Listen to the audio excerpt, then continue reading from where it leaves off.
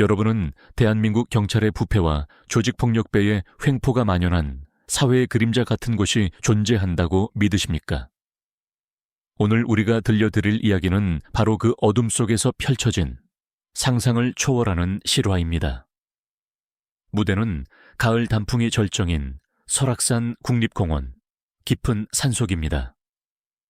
평화로워야 할 등산로에서 통행료무를 명목으로 등산객들을 상대로 무자비한 갈취와 폭행을 일삼는 조폭들이 있었습니다. 그들은 자신들의 행동이 법망을 교묘히 피해갈 수 있다고 확신했습니다. 그들의 뒤에는 부패한 지역 경찰 간부가 든든하게 버티고 있었기 때문입니다. 이들은 마치 산의 왕처럼 군림하며 정의란 단어를 비웃었습니다. 하지만 그날 그들이 건드린 것은 단순한 희생자가 아니었습니다.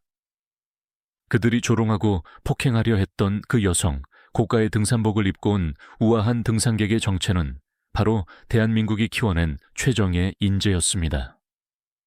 그녀의 이름은 박서연. 그녀는 평범한 시민이 아닌 대한민국 육군 특수전사령부 소속 준장이었습니다. 그녀의 어깨 위에는 빛나는 해별 하나가 새겨져 있었습니다. 그녀는 수많은 대테러 작전과 실전을 거치며 이미 수십 번의 생사를 넘나들었습니다. 그녀에게 있어 거리의 깡패들과 부패 경찰은 상대할 가치조차 없는 사회의 암세포였습니다. 조직폭력배들은 자신들이 대한민국의 현역 장군을 건드렸다는 사실을 꿈에도 몰랐습니다. 그들은 단지 이 아름다운 여성에게 희롱과 폭력을 가하려 했을 뿐입니다. 그리고 몇 분 후 그들은 자신들의 인생에서 가장 혹독하고 처절한 지옥의 훈육을 경험하게 될 것입니다. 이 이야기는 단지 한 여성의 복수가 아닌 대한민국에 숨겨진 칼날이 부패한 시스템을 어떻게 도려냈는지에 대한 기록입니다. 이 영상을 끝까지 시청하시고 진정한 공권력의 힘을 느껴보십시오. 여러분은 대한민국 경찰의 부패와 조직폭력배의 횡포가 만연한 사회의 그림자 같은 곳이 존재한다고 믿으십니까? 오늘 우리가 들려드릴 이야기는 바로 그 어둠 속에서 펼쳐진 상상을 초월하는 실화입니다. 무대는 가을 단풍이 절정인 설악산 국립공원 깊은 산속입니다. 대한민국이 자랑하는 설악의 본구리들은 마치 수묵화처럼 웅장하게 펼쳐져 있고 계곡을 따라 물들어가는 붉고 노란 단풍은 이 세상의 것이 아닌 듯 신비로운 풍경을 만들어냅니다. 수정처럼 맑고 차가운 공기는 폐 속 깊숙이 들어와 모든 번뇌를 씻어주는 듯 했습니다. 사람들은 일상의 무게를 잠시 내려놓고 자연의 품에서 평화와 안식을 찾으려 이곳을 찾았습니다. 고요와 평화, 바로 그것이 설악산이 주는 약속이었습니다. 하지만 그 평화는 산 정상으로 향하는 좁은 등산로 한가운데서 무참히 깨져 있었습니다.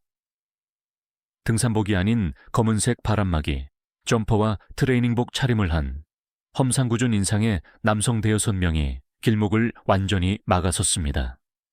그들은 설악의 아름다움을 즐기러 온 등산객들이 아니었습니다. 그들의 눈빛에는 자연에 대한 경외 대신 날 것 그대로의 탐욕과 폭력이 번들거렸습니다. 이들은 지역 유흥가와 도박판을 장악하고 있는 악명 높은 조직폭력배 조폭 일원이었습니다. 이들은 산을 자신들의 영역으로 선포하고 등산객들에게 통행료라는 명목으로 무자비한 갈취와 폭행을 일삼고 있었습니다. 한 젊은 커플이 겁에 질린 차에 저항했지만 그들의 항의는 조폭 두목인 김영호의 돼지 같은 웃음과 면독할 흉터가 있는 부하의 폭압적인 태도 앞에 점차 사그라들었습니다. 김영호는 역겨운 미소를 지으며 말했습니다. 우리가 이 좋은 경치를 보여주려고 길도 닦고 쓰레기도 치우는데 얼마나 고생하는지 아냐. 그러니 여기를 지나가려면 특별 안전 통행료를 내야지. 1인당 50만 원 비싸지 않잖아. 결국 커플은 울며 지갑을 열어야 했고 그들의 발걸음은 도망치듯 황급했습니다. 그들의 눈빛에는 굴욕과 공포만이 가득했습니다. 그 광경을 멀리서 지켜보고 있던 한 노인이 있었습니다. 백발이 성성한 김민준 노인. 그는 젊은 시절 대한민국 육군 소속으로 이 산악지대에서 근무했던 예비역이었습니다. 그는 후퇴 후에도 가끔 설악산을 찾아 마음의 위안을 얻곤 했습니다. 평생을 국가와 정의에 헌신했던 그에게 눈앞에 불이는 참을 수 없는 것이었습니다. 노인은 분노를 억누르며 앞으로 나섰습니다. 젊은이들, 대한민국의 법이 엄연히 존재하는데 어찌 이런 무법을 행하는가? 당장 이 짓을 멈추고 하산하게. 내가 못 본 일로 해주겠네. 노인의 낮은 경고에 조폭들은 폭소를 터뜨렸습니다. 그들은 노인을 얕잡아 보았고 두목 김영호는 거칠게 노인의 어깨를 밀쳐 넘어뜨렸습니다. 노인은 고통과 함께 바닥에 쓰러졌고 그들은 노인을 애워싸고 폭행을 가하기 시작했습니다. 바로 그 순간이었습니다. 거기서 뭘 하고 있는 겁니까? 청가하면서도 쇠심줄처럼 강한 목소리가 산속의 고요를 갈랐습니다. 모든 시선이 목소리의 근원지로 향했습니다. 그곳에는 한 여성이 서 있었습니다. 몸에 완벽하게 밀착된 최신 등산복을 입은 그녀는 군살 하나 없는 단단하게 단련된 몸을 가지고 있었습니다. 길게 묶은 머리 아래로 드러난 얼굴은 20대 후반에서 30대 초반으로 보일 만큼 동안이었으며 깊고 또렷한 눈빛은 그녀의 나이를 가늠하기 어렵게 만들었습니다. 그녀의 이름은 박서연. 김영호와 부하들은 갑작스러운 미인의 등장에 잠시 넋을 잃었지만 이내 천박한 웃음을 흘리며 그녀에게 다가섰습니다. 어이 아가씨, 산에서 길을 잃었나? 아니면 우리 오빠들이랑 놀고 싶어서 왔나? 그들은 노골적인 성희롱과 함께 그녀에게 손을 뻗었습니다. 하지만 박서연의 표정에는 어떠한 동요도 없었습니다. 그녀의 시선은 쓰러진 김민준 노인을 향했습니다. 노인장, 괜찮으십니까? 노인은 간신히 몸을 일으키며 속삭였습니다. 아, 아가씨, 이놈들은 제정신이 아니야. 어서 도망가시오. 그러나 박서연은 노인의 만류를 무시하고 김영호 일당을 향해 돌아섰습니다. 그녀의 눈빛은 이미 단순한 등산객의 것이 아니었습니다. 그것은 목표물을 분석하고 다음 움직임을 계산하는 숙련된 사냥꾼의 시선이었습니다. 그들의 자세, 무게중심, 심지어 다음 공격의 패턴까지 모두 파악하고 있었습니다. 마지막 경고입니다. 노인에게 사과하고 빼앗은 돈을 모두 돌려주고 지금 당장 하산하십시오. 그러면 경찰에 신고하지 않고 눈 감아 주겠습니다. 그녀의 당당함은 김용호의 오만함을 자극했습니다. 뭐야, 이 계집애가 지금 뭐라고 짓거리는 거야? 나이가 몇 살이야? 이모야, 누나야, 이쁘긴 한데 배짱이 보통이 아니네. 그는 더욱 노골적인 성적 모욕을 던졌습니다. 박서연은 더 이상 시간을 낭비하지 않았습니다. 그녀의 머릿속에는 이미 모든 상황이 종결된 후에 시나리오가 그려져 있었습니다. 그녀는 이 상황을 해결할 수 있는 유일한 인물이었습니다. 왜냐하면 그녀의 진짜 정체는 아무도 상상할 수 없었기 때문입니다. 박서연은 평범한 등산객이 아니었습니다.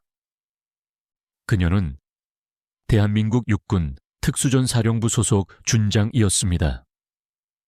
수많은 대테러 작전과 국경을 넘나드는 실전 경험을 통해 그녀는 이미 수십 번의 생사를 넘나들었습니다. 25년 동안 국가가 키워낸 최전개 인간 병기. 그녀에게 있어 거리의 깡패들과 그들을 비호하는 부패 경찰은 상대할 가치조차 없는 사회 시스템의 암세포였습니다. 그녀가 어깨 위에 달고 있는 빛나는 별은 단순한 계급장이 아니었습니다.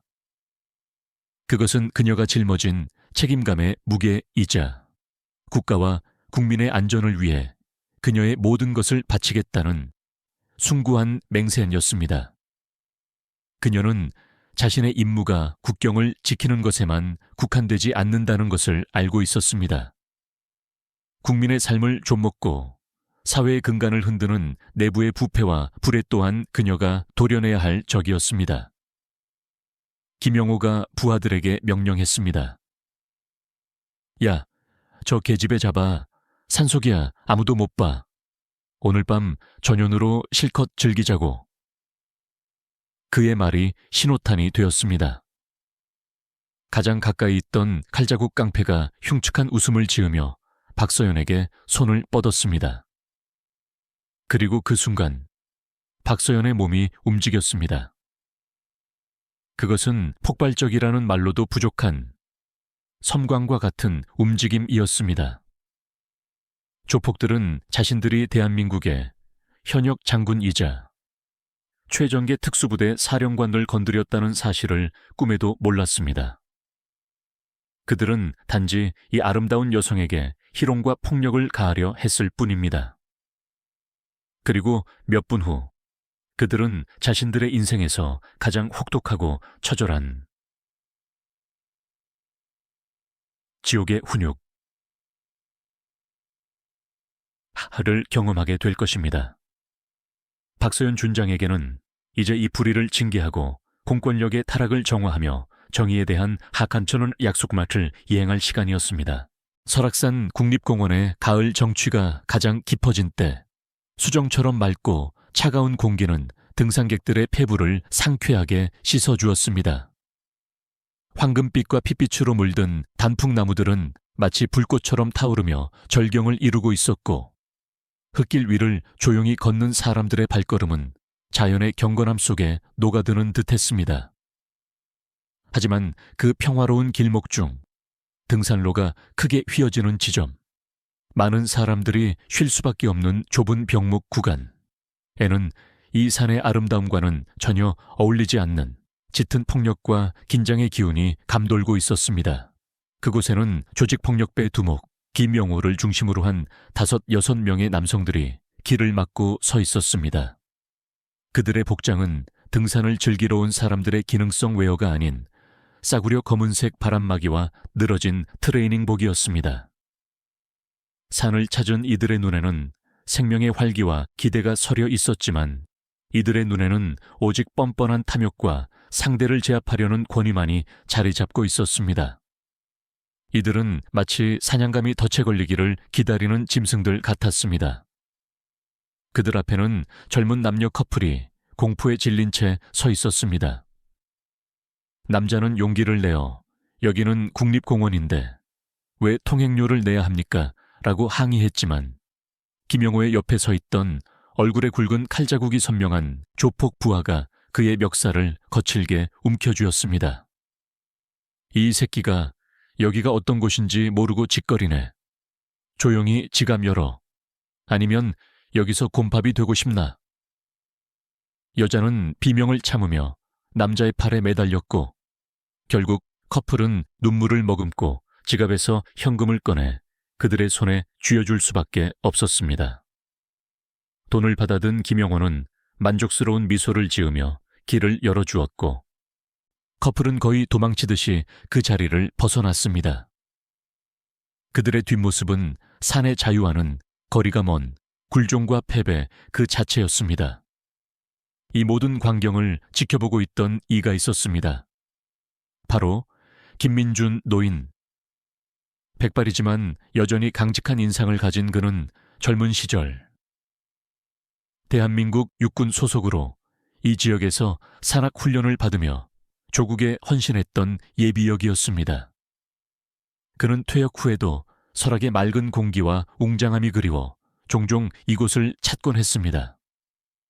그의 마음속에는 아직도 군인으로서의 명예와 정의감이 꺼지지 않은 불씨처럼 남아 있었습니다. 그는 혀를 차며 조용히 상황을 관찰했습니다. 속으로는 분노가 끓어올랐지만 이제는 나이가 들어 젊은 시절처럼 불의를 보면 달려나갈 힘이 없다는 현실에 스스로를 책망했습니다. 그는 모른 척 지나가려 했습니다. 자신의 무력함을 탓하며 그저 조용히 이 길을 벗어나고 싶었습니다. 하지만 김영호는 그를 그냥 보낼 생각이 없었습니다. 김영호의 눈은 노인의 낡았지만 잘 관리된 배낭과 옷차림을 위아래로 훑었습니다. 늙었지만 돈 냄새를 맡는 감각은 여전했습니다. 김영호는 비열한 미소를 지으며 노인의 앞을 가로막고 섰습니다. 어이, 할배.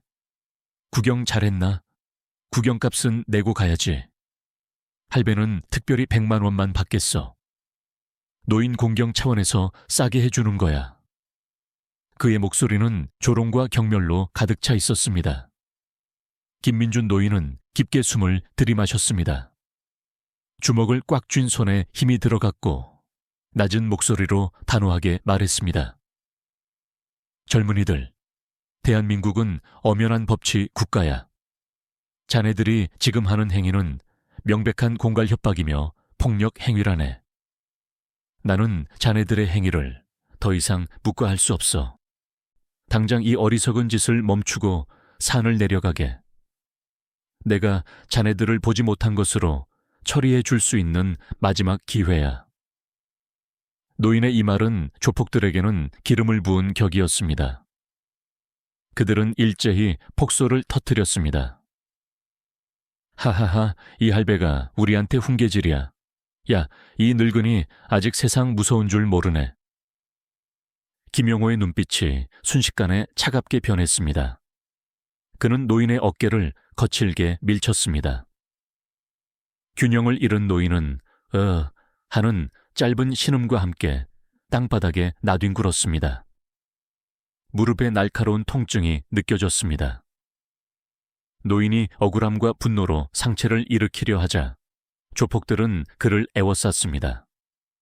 그들의 눈빛에는 조금의 죄책감이나 망설임도 없었습니다.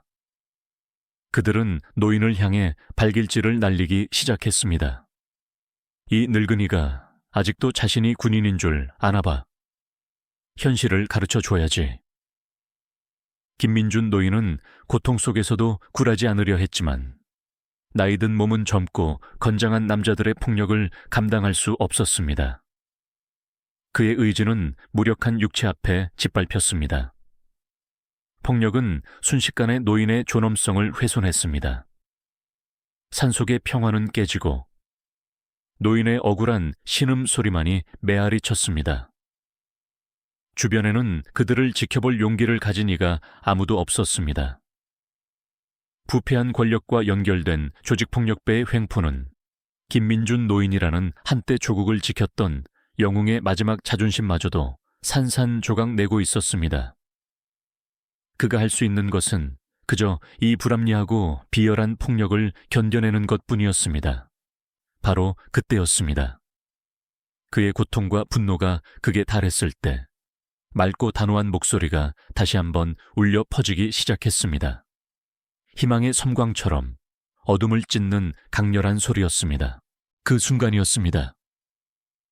공기를 가르는 듯 첨가하면서도 쇠심줄처럼 단단한 여성의 목소리가 들려왔습니다. 거기서 뭘 하고 있는 겁니까? 모두의 시선은 폭력이 난무하던 현장에서 목소리가 들린 등산로 아래쪽으로 향했습니다. 그곳에는 한 여성이 서 있었습니다. 몸에 완벽하게 밀착된 고기능성 등산복 차림의 그녀는 불필요한 군살이 전혀 없는 완벽하게 단련된 신체를 드러내고 있었습니다. 긴 머리카락은 깔끔하게 하나로 묶여 있었고 옅은 화장에도 불구하고 뚜렷한 이목구비와 투명한 피부는 그녀의 나이를 가늠하기 어렵게 만들었습니다. 첫눈에 보기에도 20대 후반에서 30대 초반으로 보이는 동안의 미인이었습니다. 그녀의 이름은 박서연이었지만 그녀의 진짜 정체를 짐작할 수 있는 이는 아무도 없었습니다. 조폭 두목 김영호는 갑작스러운 미인의 등장의 순간 넋을 잃었지만 이내 그의 돼지 같은 얼굴에는 천박하고 비열한 웃음이 번졌습니다. 그는 침을 꿀꺽 삼키며 그녀에게 다가섰습니다. 어이구 아가씨, 산에서 길을 잃었나? 아니면 우리 오빠들이랑 놀고 싶어서 온 건가? 그의 부하들 역시 희죽거리며 입에 담기 힘든 저질스러운 농담을 주고받았습니다. 와, 스타일 죽이네. 얼굴도 예쁘고 딱 내 스타일이다. 그들의 눈빛은 노골적인 욕망으로 가득 차 있었습니다. 박서연은 그들의 노골적인 희롱에도 눈썹 하나 까딱하지 않았습니다. 마치 자신과는 전혀 상관없는 하찮은 소음처럼 그들의 말을 흘려들었습니다. 그녀는 먼저 쓰러져 있는 김민준 노인에게 다가갔습니다. 노인장, 괜찮으십니까? 김민준 노인은 고통 속에서도 필사적으로 그녀를 보호하려 했습니다. 다 괜찮아, 아가씨. 이놈들은 위험해. 어서 피하시오. 노인의 절박한 만류에도 불구하고 박서연은 노인을 부축해 일으켜 세운 뒤 김영호 일당을 향해 차갑게 시선을 돌렸습니다. 그녀의 눈빛은 마치 깊은 심해처럼 차갑고 침착했습니다. 노인께 사과하고 빼앗은 돈을 모두 돌려주고 지금 당장 이곳에서 떠나십시오. 그렇게 한다면 경찰에 신고하지 않고 이 일을 묻어두겠습니다. 박서연의 당당하고 권위적인 태도에 김영호는 기가 막힌 듯 마른 웃음을 흘렸습니다. 하, 이 여자가 지금 뭐라고 짓걸렸어. 야, 너 몇 살이야? 배짱이 대단하네. 돈이 없으면 몸으로라도 갚을 생각인가? 우리랑 같이 가서 아침까지 뜨겁게 놀아줄 수도 있어. 김영호의 노골적인 성희롱의 부하들은 다시 한번 비열한 웃음을 터뜨렸습니다.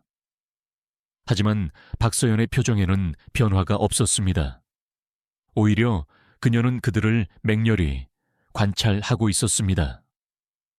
그녀의 눈동자는 마치 숙련된 사냥꾼이 먹잇감을 분석하듯 김영호 일당의 움직임, 서 있는 위치, 심지어 무게중심의 미세한 변화까지 정확하게 파악하고 있었습니다. 그들의 공격 패턴, 약점, 그리고 제압에 걸릴 시간까지 모두 계산되고 있었습니다. 마지막 경고입니다. 3초 드리겠습니다. 그녀의 입에서 숫자가 흘러나오자 김영호는 얼굴을 구기며 포효했습니다. 이 미친 여자가 진짜 죽고 싶나? 야, 저 여자 잡아. 여기 산속이야. 아무도 못 봐. 오늘 밤은 제대로 즐겨보자고. 그의 말이 신호였습니다. 가장 가까이 서 있던 칼자국 깡패가 음흉한 미소를 지으며 박서연의 어깨를 향해 손을 뻗쳤습니다. 그 순간 박서연의 몸이 움직였습니다. 그것은 단순히 빠르다는 말로는 표현할 수 없는 폭발적인 섬광과 같았습니다. 깡패의 손이 그녀의 어깨에 닿기 직전 그녀의 몸이 반 바퀴 회전하며 그의 팔을 낚아챘습니다. 하는 비명과 함께 남자의 팔이 부자연스러운 각도로 꺾였습니다. 박서연은 그대로 그의 팔꿈치 관절을 무릎으로 정확하게 쳐부쉈습니다. 우지끈 하고 소름 끼치는 뼈 부러지는 소리와 함께 남자는 팔을 잡고 비명을 지르며 바닥에 나동그라졌습니다. 순식간에 벌어진 일에 김영호와 남은 부하들은 잠시 얼어붙었습니다. 그들이 반응할 틈도 없이 박서연은 이미 다음 목표물을 향해 움직이고 있었습니다. 옆에서 달려든 또 다른 깡패의 복부에 그녀는 정확하고 간결한 발차기를 날렸습니다. 화려함은 없었지만 체중이 완벽하게 실린 그 발차기는 남자의 숨통을 끊어버렸습니다. 컥 소리와 함께 쓰러진 남자는 구토를 하며 고통스럽게 신음했습니다. 상황의 심각성을 깨달은 김영호와 남은 3명의 부하들이 동시에 달려들었습니다. 그러나 그들의 움직임은 박서연의 눈에는 마치 슬로 모션처럼 보였습니다. 그녀는 대한민국 육군 특수전사령부에서 25년간 복무하며 수많은 실전과 대테러 작전을 경험했습니다. 생사의 경계를 수없이 넘나든 그녀에게 신의 불량배 수준의 공격은 어린아이의 장난과 다를 바 없었습니다. 그녀는 주먹을 휘두르는 남자의 팔을 안쪽으로 흘려 막아내면서 그의 뒤통수를 낚아채 그대로 땅바닥에 처박았습니다. 다른 남자가 휘두른 강목을 가볍게 피한 그녀는 그의 손목을 비틀어 강목을 빼앗은 후 그것으로 그의 무릎 뒤를 강타했습니다. 무릎 관절에 충격을 받은 남자는 그대로 힘없이 쓰러졌습니다. 마지막 한 명은 이미 공포에 질려 뒷걸음질치다 자신의 발에 걸려 넘어졌습니다. 불과 1분도 차에 되지 않아 건장했던 조폭 6명이 모두 땅바닥에 쓰러져 신음하고 있었습니다. 박서연은 머리카락 한 올 흐트러지지 않은 채 빼앗은 강목을 가볍게 어깨에 걸치고 서 있었습니다. 김민준 노인은 입을 쩍 벌린 채 눈앞의 광경을 믿을 수 없다는 듯 바라보았습니다. 저 가녀린 여성이 혼자서 저 깡패들을. 김영호는 부러진 팔을 잡고 신음하는 부하들을 보며 이를 갈았습니다. 분노와 경악에 휩싸인 그는 박서연을 노려보았습니다. 너 정체가 뭐야? 대체 무슨 무술을 하는 거야? 박서연의 목소리는 얼음장처럼 차가웠습니다. 무술이 아니라 살상 기술을 배웠습니다. 당신 같은 사회의 암을 제거하기 위한 기술을요.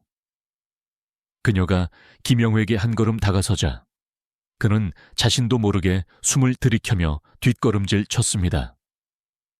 통제 불가능한 원초적인 공포가 그의 전신을 지배하기 시작했습니다. 그는 비로소 자신들이 건드린 상대가 평범한 인간이 아님을 직감했습니다. 박서연 준장의 압도적인 힘과 위압감 앞에 설악산의 폭력배들은 철저히 무력화되었습니다. 바로 그때였습니다.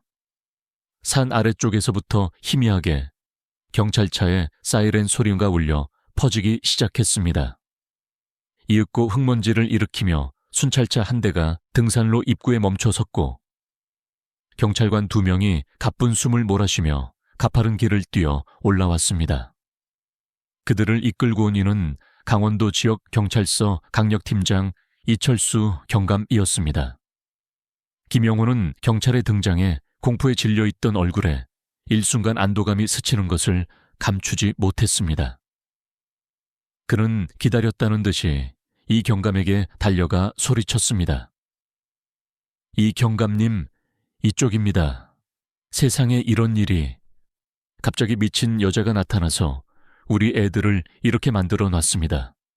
저희는 그저 선의로 등산객들을 안내하려 했을 뿐인데 이 여자가 갑자기 폭력을 휘둘렀다니까요. 그의 목소리에는 피해자인 척하는 뻔뻔함과 계산된 절박함이 섞여 있었습니다. 이철수 경감은 쓰러져 신음하는 김영호의 부하들과 그 옆에 태연히 서 있는 박서연, 그리고 폭행당한 김민준 노인을 번갈아 보았습니다. 그의 시선은 아주 미세하게 흔들렸지만 이내 그는 박서연을 향해 권위적인 목소리로 말했습니다. 당신 신분증을 제시하시오. 현재 당신을 특수폭행 및 상해 혐의로 현행범 체포합니다. 양손을 머리 위로 올리고 순순히 따르시오. 김민준 노인이 기가 막혀 소리쳤습니다. 이보시오, 경찰 양반. 당신 지금 엄청난 착각을 하고 있는 거 아니오. 이자들이 우리를 협박하고 돈을 빼앗으려 했어. 이 아가씨는 우리를 도와준 것뿐이오. 당신이 체포해야 할 사람은 바로 저놈들이 아닌가. 왜 정의로운 시민을 잡으려 하는 거요. 하지만 이 경감은 노인의 말을 철저히 무시했습니다. 그는 박서연에게 수갑을 채우기 위해 다가섰습니다. 박서연은 이 경감의 눈을 똑바로 응시했습니다. 그 눈빛 속에서 그녀는 확신했습니다. 이 경찰관은 저들과 한패다. 여기서 저항하고 자신의 신분을 밝히는 것은 상황을 더욱 복잡하게 만들 뿐이었습니다. 그녀는 이 부패한 시스템의 핵심을 뿌리째 뽑아내기 위해서는 스스로 적의 소굴로 걸어 들어가야 함을 직감했습니다. 알겠습니다. 순순히 따르겠습니다. 하지만 대신 이 노인장을 먼저 병원으로 이송해 주십시오. 무릎을 다치신 것 같습니다. 그녀는 순순히 양손을 내밀었습니다. 차가운 금속의 감촉이 그녀의 손목을 감쌌습니다. 이 경감은 그녀의 예상외로 순종적인 태도의 순간 의아한 표정을 지었지만 이내 만족스러운 미소를 지으며 그녀를 순찰차로 연행해 갔습니다. 김민준 노인 역시 참고인 자격으로 조사가 필요하다는 말에 같은 채 태워졌습니다. 순찰차에 오르는 박서연의 눈빛은 차갑게 빛나고 있었습니다. 그녀의 머릿속에서는 이미 복잡한 계산이 시작되었습니다. 부패한 경찰과 조직폭력배, 그리고 그들의 연결고리가 생각했던 것보다 훨씬 더 크다는 것을 직감했습니다. 그녀는 이것이 단순한 산속에서의 일탈이 아니라 이 지역 깊숙이 뿌리내린 거대한 부패의 실마리임을 직감했습니다. 그리고 그 실타래를 끊어낼 사람이 바로 자신임을 깨달았습니다. 순찰차는 예상대로 경찰서가 아닌 산속 외딴곳에 있는 낡은 폐가로 향했습니다. 오랫동안 사람이 살지 않은 듯 정원은 잡초로 무성했고 건물은 금방이라도 무너질 듯 위태롭게 기울어져 있었습니다. 이 경감은 박서연과 김민준 노인을 거칠게 차에서 끌어내 폐가 안으로 밀어 넣었습니다. 실내는 먼지투성이었고 곰팡이 냄새가 코를 찔렀습니다. 잠시 후 김영호와 그의 부하들도 다리를 절뚝거리며 들어왔습니다. 그들은 분노가 가라앉지 않은 듯 박서연을 당장이라도 죽일 듯이 노려보았습니다. 이 경감이 낡은 의자에 기대앉아 박서연에게 신문을 시작했습니다. 자, 이제 슬슬 물어볼까? 이름, 나이, 직업. 내 정체가 뭐야? 어디서 뭘 하던 년인지는 모르겠지만 배짱 하나는 대단하네. 박서연은 굳게 입을 다문 채 그를 응시할 뿐이었습니다. 그녀의 침묵에 이 경감의 미간에 주름이 깊게 패였습니다. 김영호가 옆에서 거들었습니다. 경감님, 이 여자의 눈빛을 보세요. 아직 반성하는 기색이 없습니다. 이런 여자는 말로 해선 소용없습니다. 제가 아주 좋은 방법으로 입을 열게 해드리죠. 김영호가 음흉하게 웃으며 박서연에게 다가서려 하자 김민준 노인이 크게 소리치며 그의 앞을 가로막았습니다. 이 인륜을 저버린 놈들아, 천벌이 두렵지 않은가? 경찰관이 조폭과 한패가 되어 무고한 시민을 위협하다니 이것이 대한민국의 모습인가? 시끄러워, 이 늙은이. 김영호가 노인을 거칠게 밀쳐냈고 노인은 벽에 부딪히며 신음했습니다. 그 순간 박서연의 눈에서 섬광이 번뜩였습니다. 그녀는 수갑이 채워진 양손을 앞으로 내밀어 의자 다리의 모서리에 강하게 내리쳤습니다. 쨍그랑 하는 소리와 함께 수갑의 연결 부위가 파괴되었습니다. 모두가 놀랄 틈도 없이 그녀는 옆에 있던 김영호의 부하에게 몸을 날려 그의 목에 팔을 감아 인간 방패로 삼았습니다. 그리고 부서진 수갑의 날카로운 파편을 그의 목덜미에 겨누었습니다. 움직이지 마. 움직이면 이놈의 목을 그어버릴 테다. 순식간에 역전된 상황에 폐가 안의 공기는 얼어붙었습니다. 이 경감은 당황하여 허리의 권총에 손을 댔습니다. 이놈, 인지를 잡다니. 공무집행 방해죄를 안아. 닥쳐라. 부패한 경찰관의 입에서 공무집행이라는 말을 듣는 것만큼 역겨운 일은 없다. 박서연의 목소리는 칼날 같았습니다. 그녀는 인질의 목에 수갑 파편을 더욱 깊숙이 눌러대며 말했습니다. 이철수, 내 배후에 누가 있는지 알고 있다. 그리고 네가 김영호 일당과 함께 이 지역에서 어떤 짓을 저질렀는지도 대충 짐작이 간다. 지금 당장 나와 노인장을 풀어주면 목숨만은 살려주겠다. 그때 김민준 노인이 무엇인가를 깨닫고 떨리는 목소리로 박서연을 불렀습니다. 아가씨, 아니, 혹시... 그의 시선은 박서연의 등산복깃 아래로 살짝 보이는 인식표 미래에 고정되어 있었습니다. 아주 잠깐 보였지만 그 모양과 재질은 그에게 너무나도 익숙한 것이었습니다. 노인은 주머니에서 자신의 낡은 인식표를 꺼내 보였습니다. 나는 육군 부사관 출신의 김민준이다. 내 아들도 해외 PKO 활동에 파견된 적이 있지. 거기서 훌륭한 지휘관을 만나 목숨을 구원받았다고 늘 자랑스러워했어. 그의 말에 박서연의 눈동자가 크게 흔들렸습니다. 해외 PKO 활동, 그리고 목숨을 구한 부하. 기억의 파편 속에서 한 얼굴이 선명하게 떠올랐습니다.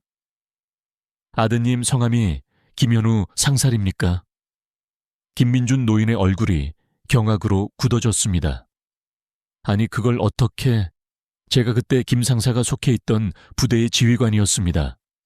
믿을 수 없는 우연이었습니다.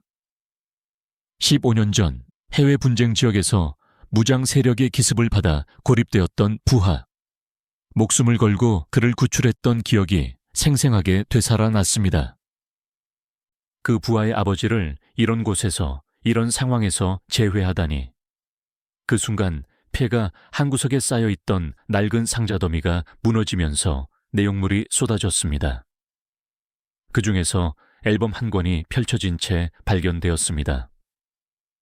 박서연의 시선이 그 앨범 속 한 장의 사진에 꽂혔습니다.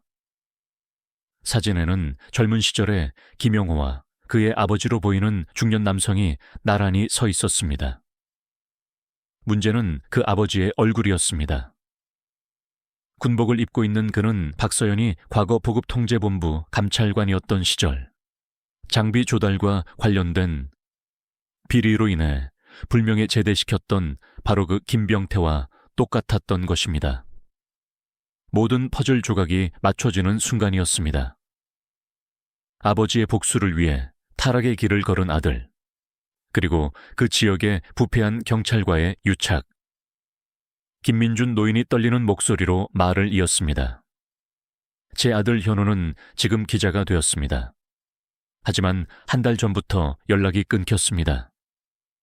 이 지역의 부정부패, 특히 경찰과 조폭의 유착관계를 취재하겠다며 이곳 강원도로 온 후부터 말입니다. 그래서 제가 아들을 찾으러 여기까지 온 것입니다. 박서연은 모든 것을 이해했습니다. 이것은 단순한 우연이 아니었습니다. 과거의 인연과 현재의 악연이 얽히고 설켜 그녀를 이 장소로 이끈 운명이었습니다. 그녀는 더 이상 망설일 필요가 없었습니다. 노인장, 염려 마십시오. 제가 반드시 아드님을 찾아내겠습니다. 그리고 이 쓰레기들 모두 제 손으로 청소하겠습니다. 그녀의 눈빛은 더 이상 평범한 등산객의 것이 아니었습니다. 그것은 적을 앞에 둔 맹수의 눈빛, 국가가 키워낸 최정의 인간 병기바의 눈빛이었습니다. 폐가 내부의 공기는 마치 팽팽하게 당겨진 활시위처럼 팽팽했습니다. 박서연에게 목이 잡힌 조폭은 숨막히는 신음을 흘렸지만 강철 같은 그녀의 팔은 미동도 하지 않았습니다. 부서진 수갑의 날카로운 단면이 그의 경동맥을 위협하듯 파고들고 있었습니다. 이철수 경감은 식은땀을 흘리며 권총의 손잡이를 꽉 움켜쥐었습니다. 김영호는 경악과 분노가 뒤섞인 표정으로 이 믿을 수 없는 상황을 받아들이지 못하고 있었습니다. 자, 신문을 시작해볼까요? 박서연의 목소리는 얼음처럼 차가웠지만 이상하리만큼 침착했습니다. 그녀는 먼저 김영호를 향해 시선을 돌렸습니다. 김영호, 아버지 성함이 김병태였던가? 내가 국군 기무사령부 감찰관으로 있었던 시절 장비 횡령 및 뇌물 수수 혐의로 직접 수사하여 제복을 벗겼던 그 김병태 말이다. 나를 지금도 원망하고 있겠지. 그녀의 말은 김영호의 가장 아픈 곳을 정확하게 찔렀습니다. 존경했던 아버지가 군에서 부패한 군인이라는 낙인이 찍힌 채 몰락한 후 그는 세상에 대한 분노와 뒤틀린 복수심으로 살아왔습니다. 하지만 그 모든 것을 꿰뚫어 보고 있다는 듯한 박서연의 눈빛과 조롱하는 듯한 어조는 그의 이성을 마비시키기에 충분했습니다. 닥쳐. 네가 우리 아버지에 대해 뭘 안다고 짓거려. 너 때문에 우리 가족이 산산조각 났어. 김영호는 울분을 터뜨렸습니다. 산산조각이라. 그건 네 아버지가 자초한 일이다. 국민의 세금으로 생활하는 군인이 사복을 채우기 위해 조국을 배신한 죄. 그 죄를 치르게 한 것뿐이야. 그런데 너는 뭘 했지? 그 오명을 바로잡으려 노력하기는커녕 아버지보다 더 악질적인 방식으로 살아가고 있지 않나. 적어도 나 아버지는 비열했을지언정 힘없는 노인이나 여자를 상대로 이따위 짓거리를 하진 않았다. 너는 그보다 못해. 김영호가 이성을 잃고 달려들려 했을 때 박서연은 인질의 목에 수갑파편을 살짝 더 눌렀습니다. 핏방울이 배어나오자 인질이 비명을 질렀고 김영호는 움찔하며 발을 멈췄습니다. 박서연은 그를 경멸하듯 잠시 바라본 후 시선을 이철수 경감에게로 옮겼습니다. 그리고 너, 이철수 경감, 네가 더 악질이다. 국민의 생명과 재산을 지키기 위해 주어진 경찰 제복을 입고 조폭의 뒤를 봐주는 기생충이라니. 이 지역 일대의 불법 도박장과 유흥업소에서 상납받은 돈. 내 계좌는 꽤나 두둑하겠지. 김영호가 벌이는 이 통행료 장사도 내 아이디어가 아닌가. 머리는 좋지만 그걸 더럽고 추악한 일에 쓰는 재주가 있군.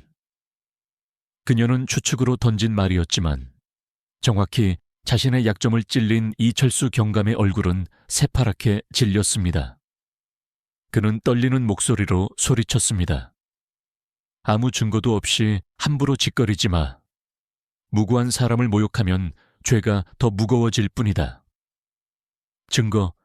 증거는 이제부터 찾으면 되지. 박서연은 코숨을 쳤습니다. 그리고 네가 지금 가장 두려워하는 게 뭔지 알려줄까? 바로 내가 여기서 죽지 않고 살아서 나가는 것이다. 내가 살아있는 한 너의 모든 비리는 100일에 드러날 것이다. 너는 이제 끝났어. 이철수 경감은 극도의 공포에 사로잡혔습니다. 이 여자는 보통이 아니다. 언변, 포스, 눈빛, 모든 것이 상인의 범주를 넘어서 있다. 이대로 그녀를 살려 돌려보낸다면 내 인생은 끝이다 라는 생각이 그의 머릿속을 스쳤습니다. 그는 마지막 발악을 하기로 결심했습니다. 다들 움직이지 마. 지원 요청이다. 지원 요청. 이 경감이 허리에 찬 무정이를 꺼내 황급히 소리치려는 순간이었습니다. 박서연은 그 찰나의 순간을 놓치지 않았습니다. 그녀는 인질로 잡고 있던 조폭의 등을 강하게 걷어차 이 경감을 향해 던져버렸습니다. 우악 비명을 지르며 날아온 거구에 부딪힌 이 경감은 균형을 잃고 뒤로 넘어졌습니다. 그가 손에 쥐고 있던 무정이가 공중으로 솟구쳤습니다. 박서연은 마치 한 마리의 표범처럼 바닥을 박차고 도약했습니다. 그녀의 손이 공중에서 정확하게 무정이를 낚아챘습니다. 동시에 바닥에 착지하며 쓰러진 이 경감의 턱을 군화 발끝으로 가볍게 걷어 올렸습니다. 이 경감은 짧은 신음과 함께 의식을 잃었습니다. 이 모든 것이 불과 2초 사이에 일어난 일이었습니다. 김영호와 남은 부하들은 공포에 질려 얼어붙었습니다. 인간의 움직임이라고는 믿을 수 없는 광경이었습니다. 박서연은 바닥에 쓰러진 자들을 냉정하게 내려다보며 무정이의 송신 버튼을 눌렀습니다. 지지직 하는 잡음과 함께 그녀의 목소리가 폐가를 넘어 관할 경찰서 통신실 그리고 광역경찰청 전체의 통신망에 울려 퍼졌습니다. 그녀의 목소리는 더 이상 평범한 여성의 목소리가 아니었습니다.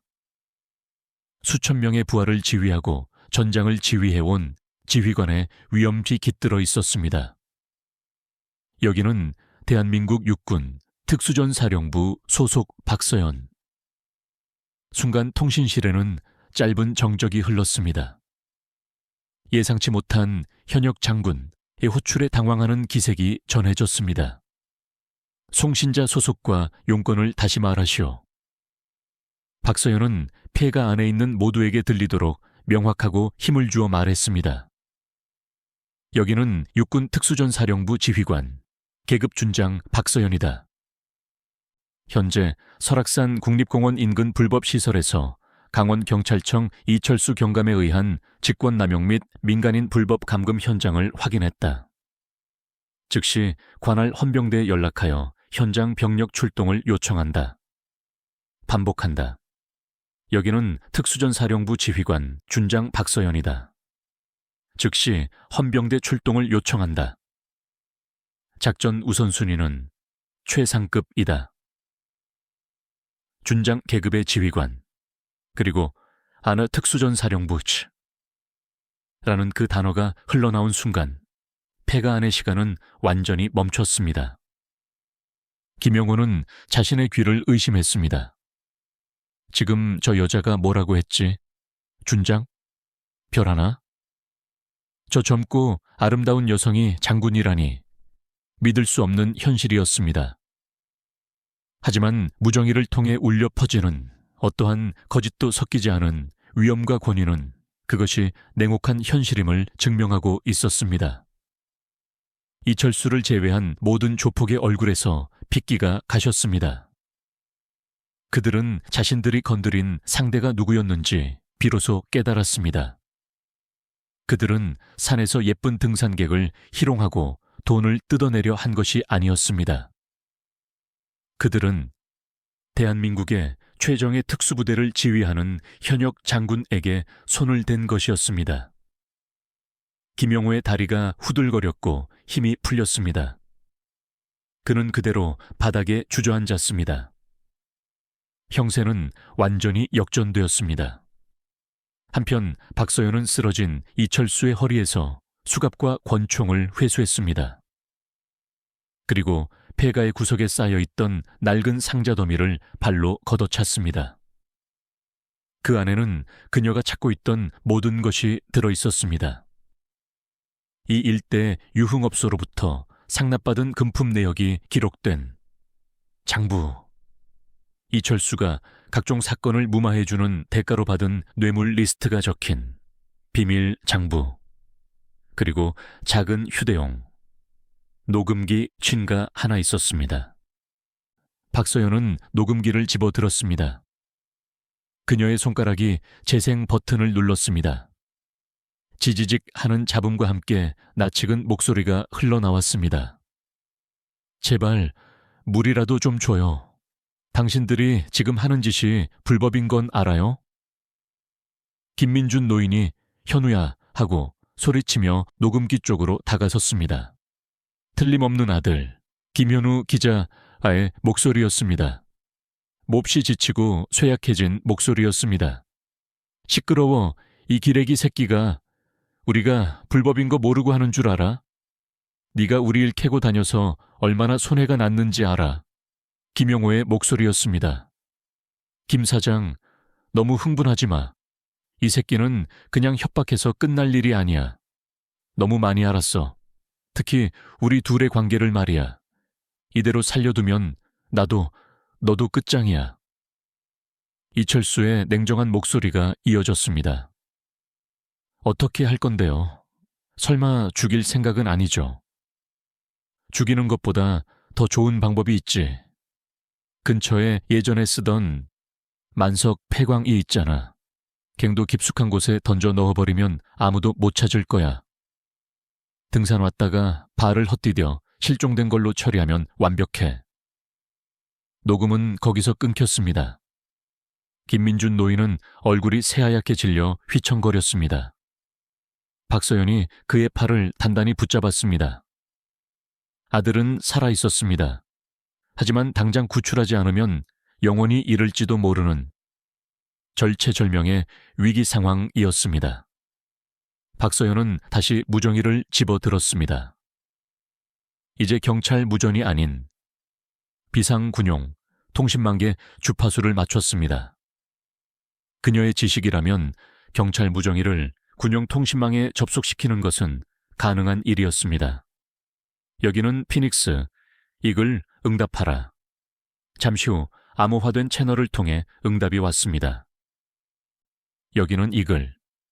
피닉스 감도양호, 상황을 보고하라. 피닉스, 현재 만석 폐광 인근에서 작전 행동 중. 민간인 한 명이 적대 세력에 의해 구속되어 있는 것으로 추정된다. 지금부터 구출 작전을 개시한다. 강원 지역 헌병대는 즉시 만석 폐광 일대 출동, 대기 경로 차단 및 외부 경계 지원을 요청한다. 작전의 우선순위는 최상급이다. 이글, 알겠다. 즉시 조치하겠다. 통신을 마친 박서연은 결연한 눈빛으로 김민준 노인을 바라보았습니다. 노인장, 헌병대가 오고 있습니다. 저들은 그들에게 맡기고 이제부터는 저희가 직접 움직입니다. 제가 선두에 서겠습니다. 아드님을 구하러 갑시다. 절망의 벼랑 끝에서 발견한 구름 같은 희망. 김민준 노인은 눈물을 닦고 힘차게 고개를 끄덕였습니다. 아버지와 아들의 생명의 은인인 지휘관의 위험한 동행이 시작되려 하고 있었습니다. 어느덧 해는 서쪽으로 기울어 설악산 능선은 짙은 주황색과 보라색으로 물들고 있었습니다. 산 그림자는 빠르게 길어졌고 기온은 뚝 떨어져 차가운 한기가 옷깃을 파고들었습니다. 헌병대가 도착하기까지는 최소 30분 이상. 그러나 폐광에 갇혀 있을 김현우 기자에게는 1분 1초가 위태로운 상황일 수 있었습니다. 박소연은 더 이상 지체할 시간이 없다고 판단했습니다. 그녀는 공포에 질려 바닥에 주저앉아 있는 조폭들 중 가장 겁이 많아 보이는 한 명을 지목했습니다. 너 만석 폐광의 위치와 네가 아는 내부 구조를 모두 말해. 10초를 주겠다. 네가 말하지 않아도 알아낼 방법은 있지만 그 과정에서 네 팔이나 다리가 하나쯤 없어질 수도 있다는 것을 명심해. 그녀의 협박은 효과적이었습니다. 조폭은 울먹이며 폐광의 위치와 자신이 아는 최대한의 구조를 필사적으로 설명했습니다. 입구에서 약 200m 떨어진 첫 번째 갈림길에서 왼쪽, 그리고 100m 정도 더 들어간 갱도 막다른 곳에 김현우 기자가 묶여 있다는 정보였습니다. 박서연은 폐가 구석에서 쓸만한 물건들을 빠르게 찾아냈습니다. 낡았지만 여전히 작동하는 강력한 손전등 2개, 등산객들에게서 빼앗은 것으로 보이는 튼튼한 등산용 밧줄, 그리고 조폭들의 차량에서 발견한 생수 몇 병과 초콜릿바 몇 개를 조달하여 배낭에 챙겼습니다. 모든 준비는 신속하고 정확하게 이루어졌습니다. 노인장, 갑시다. 제 바로 뒤를 따라오셔야 합니다. 알겠네. 준장인 박서연과 김민준 노인은 어둠이 깔리기 시작한 산길을 달리기 시작했습니다. 노인은 아들을 구해야 한다는 일념 하나로 자신의 나이를 잊은 채 거친 숨을 몰아쉬며 박서연의 뒤를 따랐습니다. 박서연은 그의 호흡과 체력을 수시로 확인하며 속도를 조절하는 세심함도 잊지 않았습니다. 10여 분을 달려 그들은 산 중턱의 음침한 곳에 버려진 폐광 입구에 도착했습니다. 입구는 썩은 나무 판자로 허술하게 막혀 있었고 출입 금지라고 적힌 낡은 경고판이 위태롭게 매달려 있었습니다. 스산한 바람이 갱도 안에서 불어나와 기분 나쁜 소리를 냈습니다. 박소연은 노인에게 잠시 뒤에 있으라는 수신호를 보낸 후 몸을 낮춰 주변을 경계했습니다. 예상대로 입구 근처에서 담배를 피우며 망을 보고 있는 조폭 2명이 있었습니다. 김영우가 만약의 사태에 대비해 남겨둔 감시역이었습니다. 그녀는 소리 없이 그들에게 접근했습니다. 낙엽을 밟는 소리조차 내지 않는 고양이 같은 움직임이었습니다. 한 명이 담배꽁초를 비벼 끄고 등을 돌린 순간 박서연은 질풍처럼 튀어나가 그의 목을 팔로 감아 조르며 입을 막았습니다. 특수부대 격투술비의 기본적인 제압 기술이었습니다. 남자는 비명 한 번 지르지 못하고 순식간에 의식을 잃고 쓰러졌습니다. 어이, 어디 갔어? 다른 한 명이 동료가 사라진 것을 눈치채고 두리번거리는 순간 그의 등 뒤에서 박서연의 목소리가 속삭이듯 들려왔습니다. 찾는 사람이 혹시 나인가? 남자는 비명을 지르며 뒤돌아보려 했지만 이미 늦었습니다. 목덜미의 급소를 정확하게 타격당한 그는 그대로 앞으로 고꾸라졌습니다. 완벽한 무력화였습니다. 박서연은 입구를 막고 있던 나무 판자를 조용히 떼어냈습니다.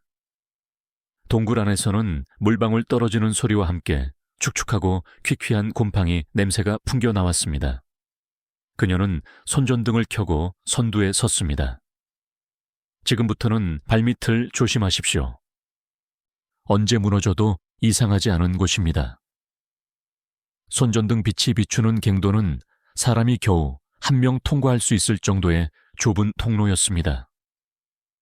벽에서는 습기를 머금은 정체불명의 광물이 빛을 반사하며 기묘하게 반짝였습니다. 칠흑 같은 어둠 속에서 의지할 것은 한 줄기 빛과 서로의 존재뿐이었습니다. 조폭이 말한 대로 200m쯤 나아가자 갈림길이 나타났고 그들은 망설임 없이 왼쪽으로 향했습니다. 안으로 들어갈수록 공기는 더욱 차갑고 희박해졌습니다. 김민준 노인의 숨소리가 점점 거칠어졌습니다. 얼마나 더 들어갔을까? 갱도 너머에서 희미한 신음소리가 들려왔습니다. 현우야, 노인이 외쳤습니다. 그러자 맞은편에서 힘없는 목소리가 대답했습니다. 아버지. 그들은 소리가 나는 쪽으로 달렸습니다. 갱도 막다른 곳, 바닥에 한 남성이 기둥에 묶인 채 쓰러져 있었습니다. 일주일은 제대로 먹지 못한 듯 몸은 먼지와 상처투성이었습니다. 틀림없는 김현우 기자였습니다. 내 아들아. 김민준 노인은 아들에게 달려가 그의 몸을 묶은 밧줄을 필사적으로 풀기 시작했습니다. 박서연은 칼을 꺼내 밧줄을 끊어내며 그의 상태를 확인했습니다. 탈수와 영양실조가 심했지만 다행히 생명에는 지장이 없어 보였습니다. 아버지, 어떻게 여기에? 이분이 장군님이 우리를 구해주신 거야. 현우 기자는 자신을 부축하는 박서연의 얼굴을 올려다보았습니다. 손전등 빛에 비친 그녀의 얼굴에서 그는 어디선가 본 듯한 강렬한 인상을 받았지만 지금은 그것을 떠올릴 여유가 없었습니다. 일단 여기서 탈출해야 합니다. 자, 서둘러요. 박서연이 현우를 부축하고 노인이 반대편을 도우며 갱도를 빠져나가기 시작했습니다. 그때였습니다. 고고고공! 갑자기 땅이 울리고 갱도 전체가 격렬하게 진동했습니다. 그들이 들어왔던 입구 쪽에서 천장이 무너져 내리는 굉음이 울려 퍼졌습니다. 자욱한 흙먼지와 함께 거대한 암석들이 폭포처럼 쏟아져 들어왔고 순식간에 그들의 퇴로를 막아버렸습니다. 손전등 빛이 비춘 앞길은 완벽하게 봉쇄된 갱도 벽뿐이었습니다. 밖으로 나갈 수 있는 유일한 길이 사라진 것입니다. 정적이 흘렀습니다. 갱도 안에는 세 사람의 거친 숨소리와 함께 숯불 같은 어둠과 절망이 내려앉았습니다. 그들은 지금 산채로 무덤 속에 갇혀버린 것입니다. 구구구구구궁. 천지를 뒤흔드는 굉음과 함께 갱도는 암흑과 혼돈에 휩싸였습니다. 수십 년간 갱도 천장을 위태롭게 지탱하던 목재 지지대가 썩은 이빨처럼 부러지며 엄청난 양의 토사와 암석이 쏟아져 내렸습니다. 박서연은 본능적으로 현우 기자와 김민준 노인을 자신의 몸으로 감싸 안고 갱도 벽에 밀어붙였습니다. 그녀의 등에 날아온 작은 암석 파편이 옷을 찢고 피부를 파고드는 날카로운 고통이 전해졌지만 그녀는 미동도 하지 않았습니다. 진동이 잦아들고 마지막 돌멩이 하나가 바닥에 떨어지는 소리를 끝으로 갱도 안에는 섬뜩한 정적이 찾아왔습니다. 폐를 찔러대는 흙먼지 때문에 모두가 격렬하게 기침을 했습니다. 콜록콜록, 현우야, 괜찮으냐? 아버지, 저는 괜찮습니다. 콜록, 두 분 다 괜찮으십니까? 정신 차리세요. 박소연의 외침에 두 사람은 간신히 의식을 되찾았습니다. 흙먼지가 조금씩 걷히자 손전등 빛은 그들 눈앞에 펼쳐진 절망적인 광경을 비추었습니다. 그들이 들어왔던 길은 흔적도 없이 사라져 있었습니다.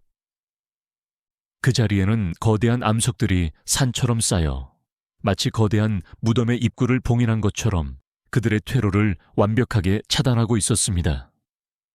아, 안 돼. 김민준 노인의 얼굴에서 핏기가 가셨습니다. 그는 망연자실한 표정으로 무너진 토사 쪽으로 비틀거리며 다가갔습니다. 현우야, 이게 무슨 일이냐? 아버지가 너를 구하러 왔는데 결국 너와 함께 이 어두운 땅 속에 갇히게 되다니. 미안하다. 정말 미안하다. 절망에 빠진 아버지를 보며 쇠약해진 현우 기자의 눈에도 그림자가 드리웠습니다. 일주일간의 굶주림과 공포 속에서 겨우 희망을 보았는데 그 희망이 눈앞에서 산산조각 난 것입니다. 산채로 관에 갇힌 기분이었습니다. 바로 그때였습니다. 짝! 하는 날카로운 소리가 어둠을 갈랐습니다. 박소연이 자신의 뺨을 강하게 때린 소리였습니다. 갑작스러운 행동에 두 남자의 시선이 그녀에게로 향했습니다. 그녀의 눈은 이성적인 빛으로 차갑게 빛나고 있었습니다. 정신 차리십시오. 그녀의 목소리는 낮고 단호했습니다. 지금부터 감상에 젖거나 절망할 시간은 단 1초도 허락하지 않습니다. 김민준 노인장, 당신은 군인이었습니다. 군인은 어떤 상황에서도 평정심과 임무를 잃지 않습니다. 김현우 기자, 당신은 진실을 밝히는 사람입니다. 진실은 포기하지 않는 자 앞에서만 모습을 드러냅니다. 우리의 현재 임무는 생존입니다. 그리고 우리가 찾아야 할 진실은 탈출구입니다. 알겠습니까? 그녀의 목소리에는 사람의 마음을 움직이는 힘이 있었습니다. 그것은 수천 명의 부하를 이끌고 생사의 기로를 넘어왔던 지휘관의 카리스마였습니다. 김민준 노인은 무의식적으로 옛 군인의 습관대로 알겠습니다 라고 대답했고 현우 기자 역시 힘없이 고개를 끄덕였습니다. 박서연 준장의 지휘 아래 절망적인 생존 투쟁이 다시 시작되었습니다. 박서연은 곧바로 갱도 내부의 탐색에 착수했습니다. 그녀는 손전등 하나를 들고 단순히 눈으로 보는 것이 아니라 벽에 귀를 대고 소리를 듣고 손끝으로 암석의 질감을 확인하며 코로 미세한 공기의 흐름을 감지했습니다. 그녀의 모든 감각은 생존을 위해 극한까지 연마된 탐지기였습니다. 몇 개의 막다른 갱도를 확인하고 되돌아오기를 수차례. 시간은 흐르고 체력은 서서히 고갈되어 갔습니다. 김현우 기자의 상태가 다시 악화되기 시작했습니다. 바로 그때 박소연이 낡은 목재 지지대와 녹슨 광차 레일이 널브러진 갱도 앞에서 발을 멈췄습니다. 무언가를 찾았나? 김민준 노인이 물었습니다. 박소연은 대답 없이 손가락으로 자신의 뺨을 가리켰습니다. 노인장, 느껴지십니까? 무엇을 말인가? 바람입니다. 아주 미세하지만 분명히 공기가 흐르고 있습니다.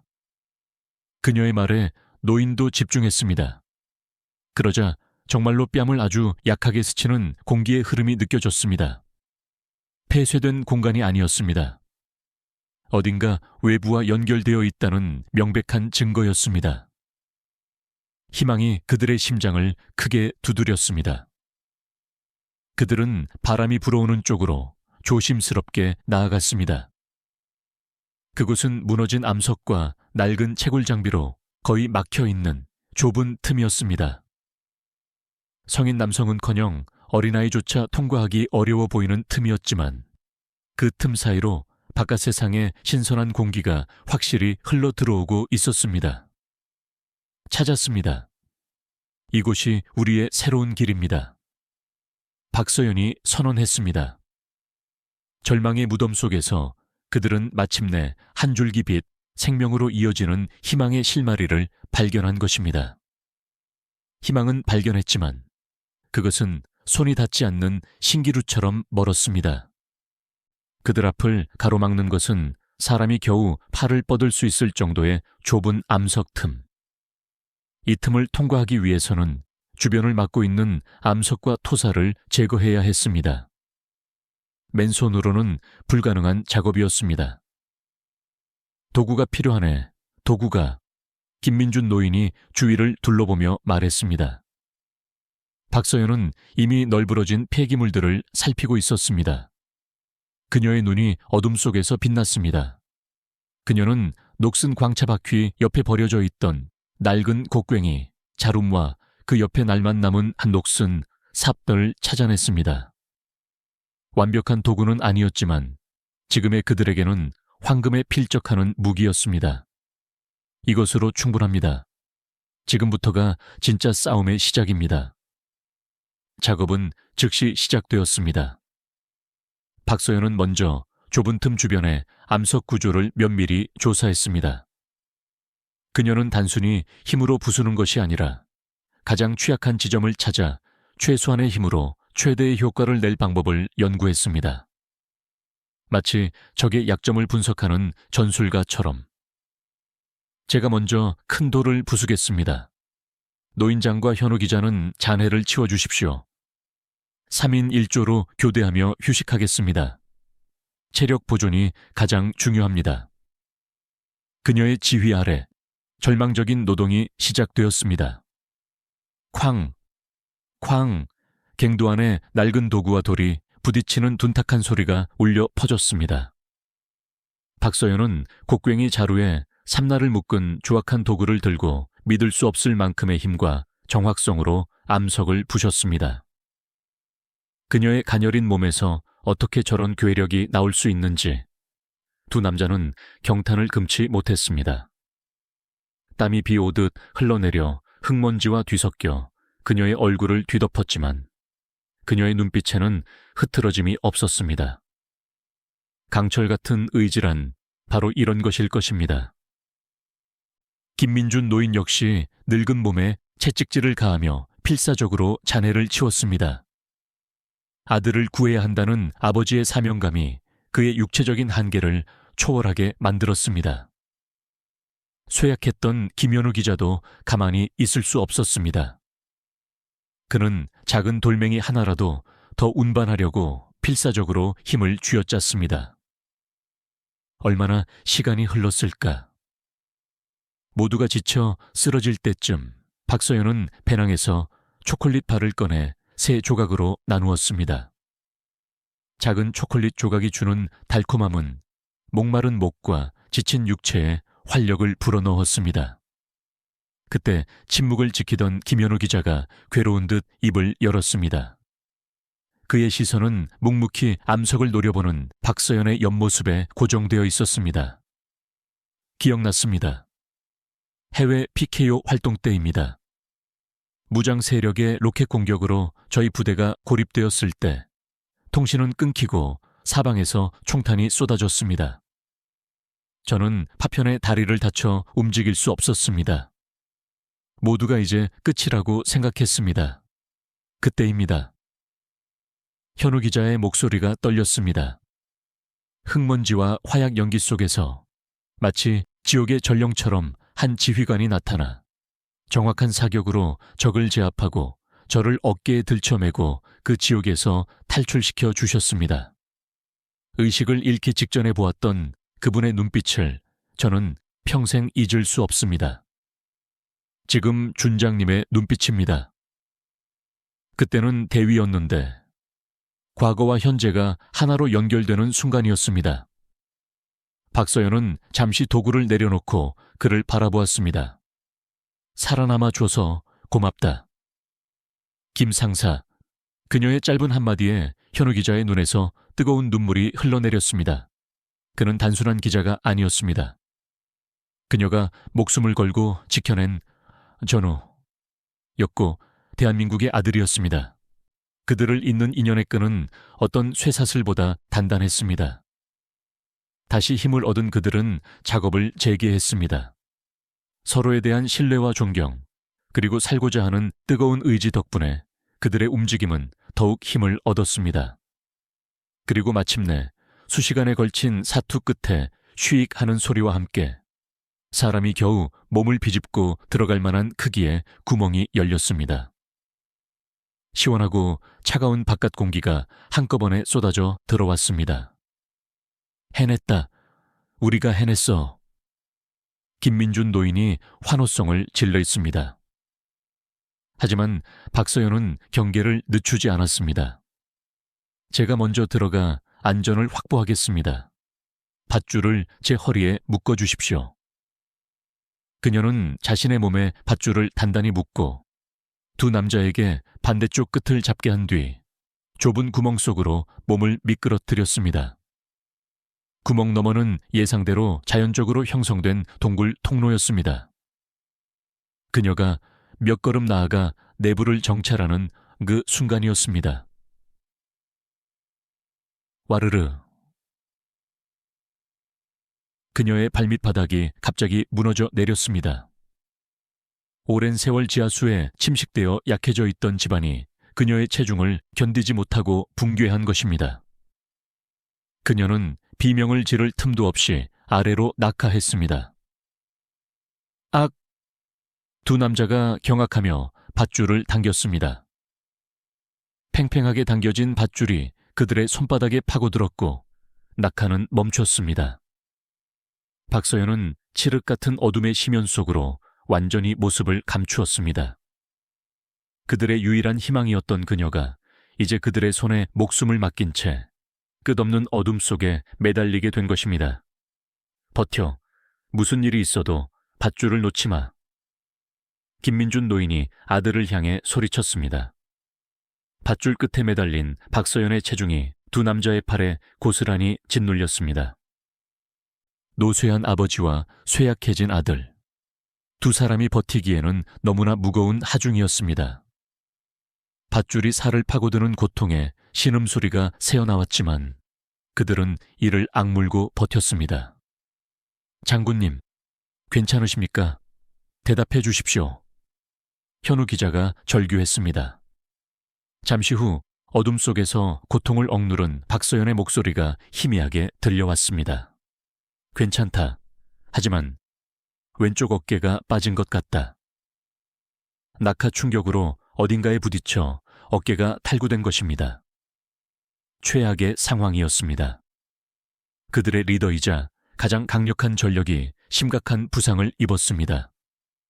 하지만 김민준 노인의 눈이 빛났습니다. 젊은 시절 육군 레인저 훈련대에서 배웠던 로프 기술이 그의 뇌리를 스쳤습니다. 그는 지금 자신이 무엇을 해야 할지 본능적으로 깨달았습니다. 현우야, 정신 차려. 아버지 말 잘 들어. 내가 밧줄을 저 바위에 고정할 테니 너는 온 힘을 다해 버티고 있어. 노인은 한 손으로 밧줄을 꽉 쥔 채 남은 손으로 근처의 단단한 암석 기둥에 밧줄을 감아 나갔습니다. 클로브 히치, 볼라인 매듭. 수십 년 만에 하는 것이었지만 몸은 그 감각을 기억하고 있었습니다. 지렛대의 원리를 이용해 무게를 분산시키자 밧줄을 당기는 힘이 한결 수월해졌습니다. 좋아, 둘이 같이 당긴다. 하나, 둘, 셋.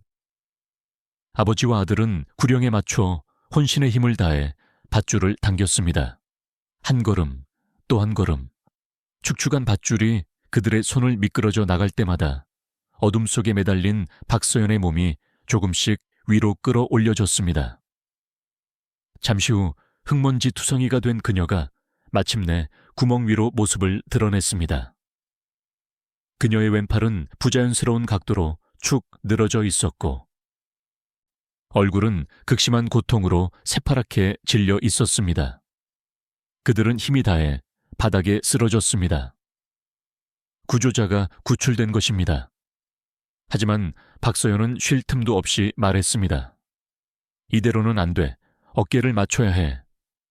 하지만 병원도 없는데 제가 방법을 알려드리겠습니다. 김 노인장님, 제 등 뒤에서 양팔로 제 몸통을 단단히 고정해 주십시오.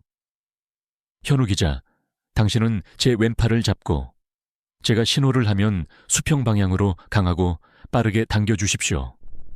주저하면 더 위험합니다. 두 남자는 일순 주저했지만 그녀의 눈빛에는 어떠한 주저함도 용납하지 않는 강한 의지가 깃들어 있었습니다. 그들은 그녀의 지시에 따랐습니다. 준비됐나? 예. 당겨. 현우 기자는 눈을 질끈 감고 그녀의 팔을 힘껏 당겼습니다. 우두둑 소름 끼치는 소리와 함께 박서연의 입에서 비명을 삼킨 신음이 갱도에 울려 퍼졌습니다. 잠시 후 그녀는 식은땀을 흘리며 거친 숨을 몰아쉬었습니다. 탈구되었던 어깨뼈가 제자리를 찾은 것입니다. 상상을 초월하는 고통을 제정신으로 견뎌낸 그녀의 모습에 두 남자는 말을 잃었습니다. 그녀는 인간의 육체를 가졌지만 강철의 영혼을 가진 군인이었습니다. 그녀는 응급처치로 옷자락을 찢어 삼각건을 만들어 부상당한 팔을 고정했습니다. 이제 가야 합니다.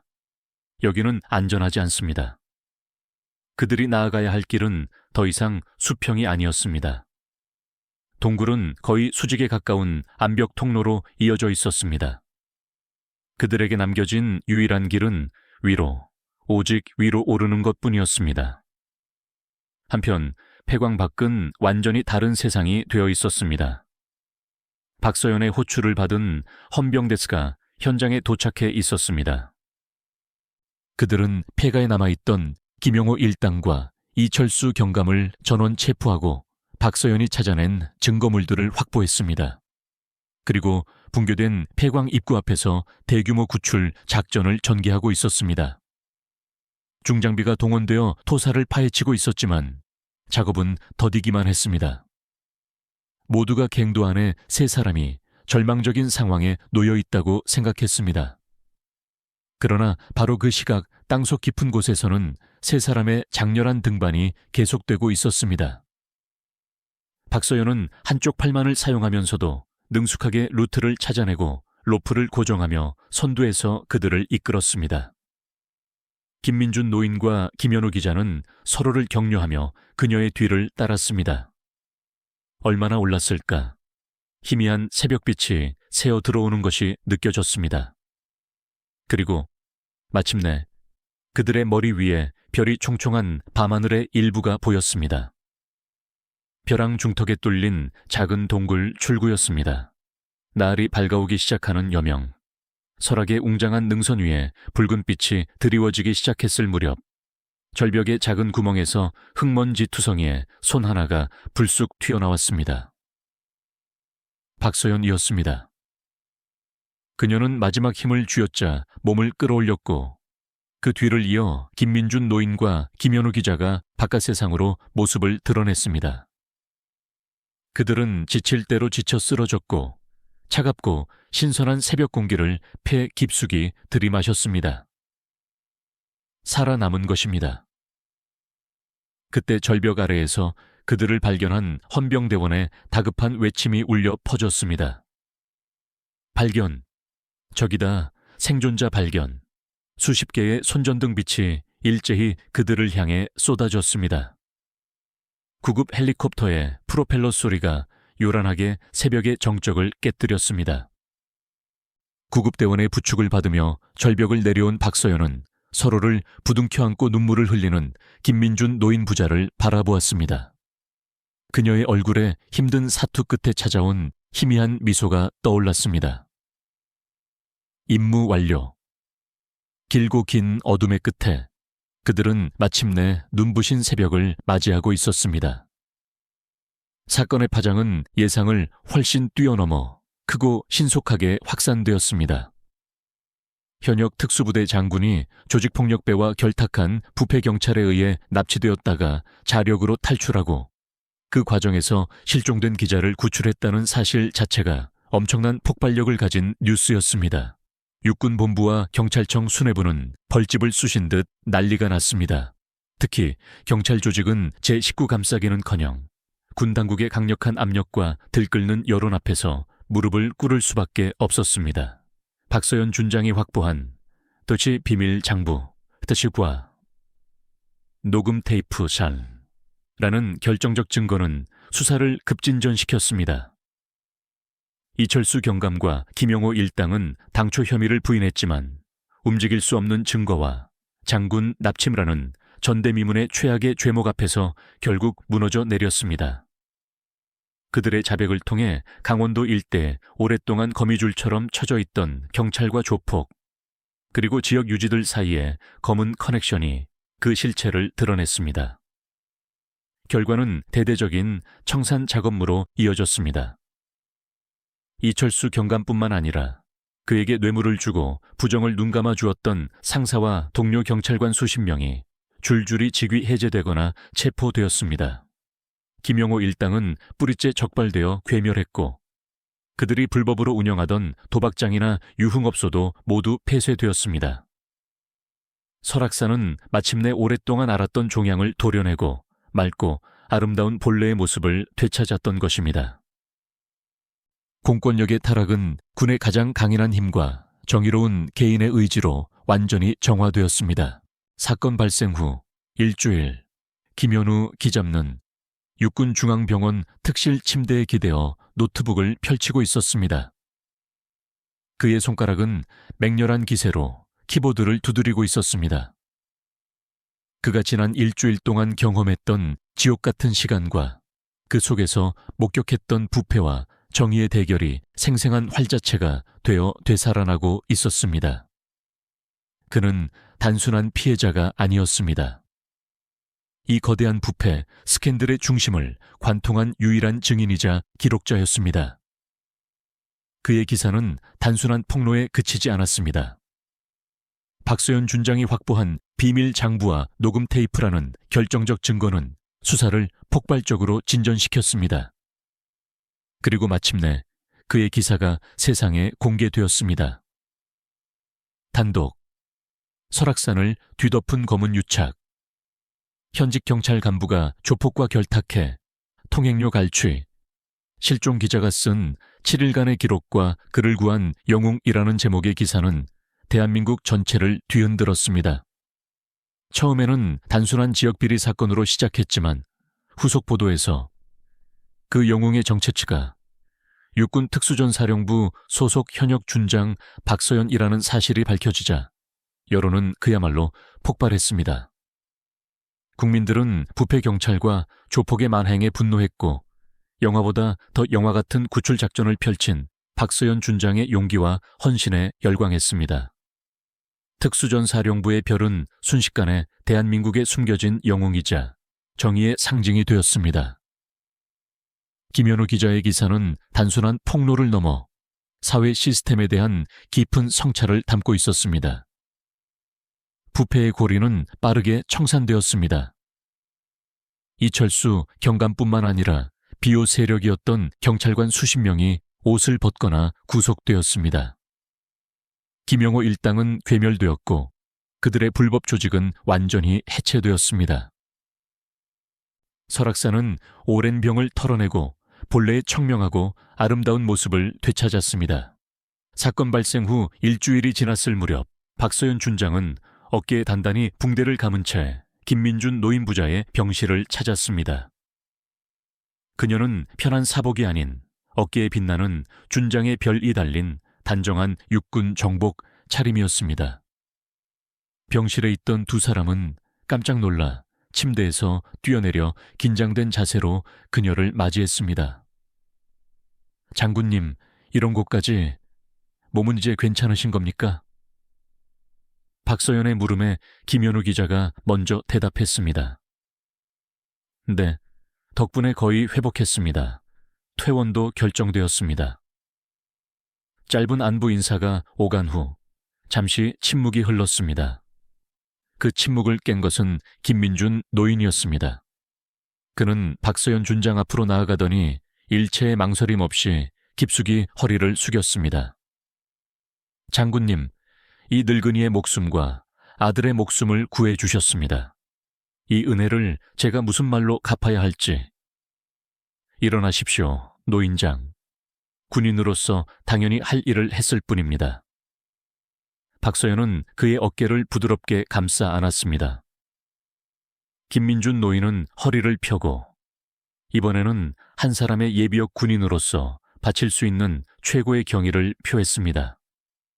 그는 흐트러짐 없는 자세로 박서연 준장의 눈을 곧바로 바라보며 경례를 올렸습니다. 그의 눈에는 뜨거운 눈물이 맺혀 있었습니다. 예비역 육군 부사관 김민준, 구해주셔서 진심으로 감사합니다. 충성. 그것은 전우에게 보내는 후배 군인으로서의 경의이자 위대한 지휘관에게 보내는 진심 어린 감사였습니다.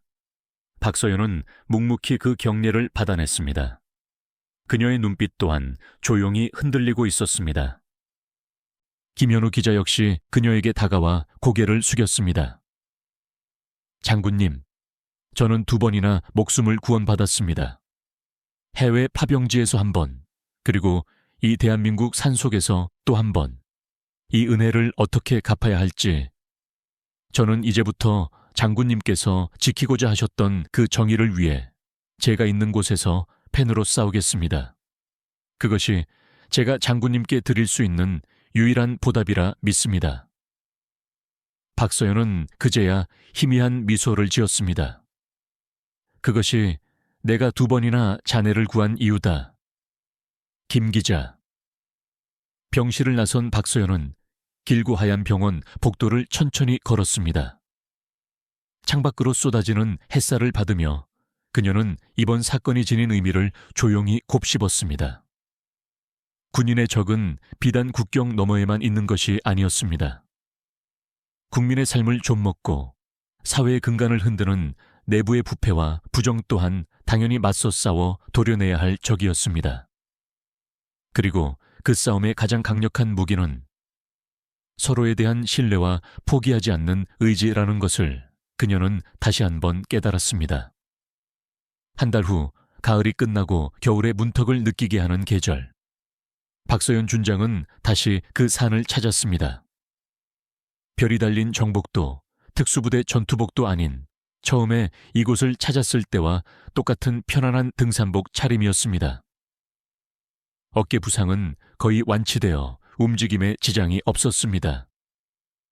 그녀가 올랐던 등산로 입구에는 불법 금전 요구 행위 엄중 단속이라는 현수막이 걸려 있었고 산을 오가는 등산객들의 얼굴에는 평화와 활기가 가득했습니다. 아무도 그녀가 누구인지, 한 달 전 이 산에서 어떤 끔찍한 일이 벌어졌는지 알지 못했습니다. 그리고 그녀는 그것이 좋았습니다. 그녀는 조폭들을 만났던 장소에 잠시 멈춰 섰습니다. 이제는 어떠한 위협이나 부정부패도 남아있지 않은 평화로운 숲길이었습니다. 그녀는 눈을 감고 산의 공기를 깊숙이 들이마셨습니다. 모든 것이 제자리를 찾은 듯 했습니다. 그녀가 다시 걸음을 옮겨 산 정상부가 한눈에 보이는 전망대에 섰을 때였습니다. 징. 그녀의 배낭 속에서 위성 전화가 짧게 진동했습니다. 발신은 특수전사령부 본부. 그녀는 일순의 망설임도 없이, 하지만 눈앞에 펼쳐진 설악의 풍경을 눈에 새기듯 바라보며 전화를 받았습니다. 박서연입니다. 전화 너머로 특수전사령부 부사령관의 낮고 긴박한 목소리가 들려왔습니다. 새로운 위협, 새로운 임무였습니다. 그녀의 눈빛이 순식간에 바뀌었습니다. 평화로운 산을 즐기던 등산객의 부드러움은 사라지고 국가의 가장 기밀하고 위험한 임무를 수행하는 지휘관의 날카롭고 차가운 빛이 그 자리를 지배했습니다. 그녀는 절경에 등을 돌리고 몸을 돌렸습니다. 알겠습니다. 즉시 복귀하겠습니다.